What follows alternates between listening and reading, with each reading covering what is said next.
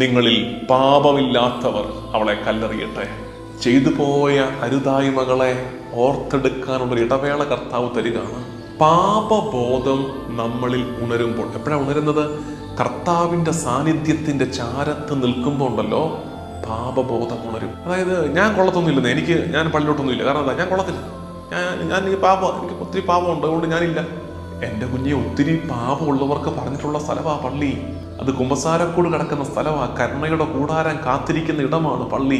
ഇപ്പൊ ഈ free thinkers അവർ വല്ലാണ്ട് പറഞ്ഞു പരത്തിക്കൊണ്ട്, നേരത്തെ തൊട്ടേ ഉള്ള ഒരു ആരോപണമാണ് ക്രിസ്ത്യാനികൾക്ക് മേൽ. ഇപ്പൊ അത് കൂടുതലായിട്ട് അവരെ ജനകീയമാക്കാൻ നോക്കുന്ന ഒരു ചിന്ത, ഈ ക്രിസ്തീയ മതം മനുഷ്യരിൽ പാപബോധം കുത്തിവെക്കുന്നു. പാപബോധം കുത്തിവെക്കുകയല്ല, ദൈവസാന്നിധ്യത്തിന്റെ ചാരത്തേക്ക്, വചനത്തിന്റെ ചാരത്തേക്ക്, വിശുദ്ധ കുർബാനയുടെ ചാരത്തേക്ക് ഒക്കെ മനുഷ്യൻ വരുമ്പോൾ സ്വാഭാവികമായി പാപബോധം ഉണരുകയാണ്. ഇനി ക്രിസ്ത്യാനിയെ സംബന്ധിച്ച് പാപബോധം കുറ്റബോധമോ നിരാശയല്ല. കാരണം എന്താ?